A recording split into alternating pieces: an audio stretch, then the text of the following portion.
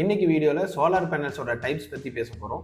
But most எல்லாருக்குமே தெரிஞ்சது பார்த்துட்டிங்கன்னா பாலி மோனோ அப்படின்ற 2 கேட்டகரி எல்லாருக்குமே தெரியும். மூணாவதாக இப்போ மார்க்கெட்டில் ரொம்ப பூம் ஆகிட்டு இருக்க ஒரு டெக்னாலஜின்னு பார்த்துட்டிங்கன்னா பைஃபேஷியல். இந்த பைஃபேஷியல் அப்படின்றது எப்படி வேலை செய்யும் அப்படின்னா, லைக் இது ஒரு சோலார் பேனல் வச்சுக்கோங்க. ட்ரெடிஷ்னல் சோலார் பேனலில் டைரெக்டாக சன்லைட் இங்கே அடிக்கும்போது இங்கேருந்து பவர் ப்ரொடக்ஷன் ஆகிட்டு இருக்கும். பட் இதுவே பைஃபேஷியல் சோலார் பேனலில் இதோட பேக் சைட்லையும் பவர் ப்ரொடக்ஷன் பண்ணுற மாதிரி டிசைன் பண்ணியிருப்பாங்க. எக்ஸாம்பிள், உங்கள் வீட்டோட மாடியில் நீங்கள் வந்து இன்ஸ்டாலேஷன் பண்ணுறீங்க, ஒரு கூலிங் டைல்ஸ் லைக் ஒரு ஒயிட் கலர் டைல்ஸ் பண்ணியிருக்கீங்க அப்படிங்கும்போது பொதுவாகவே ஒயிட் கலர் வந்து லைட்டை ரெஃப்ளெக்ட் பண்ணும். இப்போது இந்த சோலார் பேனலுக்கு பேக் சைடில் ஒரு ஒயிட் கலர் சர்ஃபேஸ் இருக்கும்போது கீழே அடிக்கிற சன்லைட் திரும்ப ரெஃப்ளெக்ட் ஆகும். அப்படி ரெஃப்ளெக்ட் ஆகுறதுனால இங்கே பேக் சைட்ல இருந்து ப்ரொடக்ஷன் ஆகும், டாப்ல இருந்தும் ப்ரொடக்ஷன் ஆகும். ஸோ ஒரு சோலார் பேனல்ல ஃப்ரண்ட் அண்ட் பேக் 2 சைடுமே நமக்கு பவர் ப்ரொடக்ஷன் கிடைக்கும். அதுக்கு பேர் தான் பைஃபேஷியல் சோலார் பேனல்ஸ்.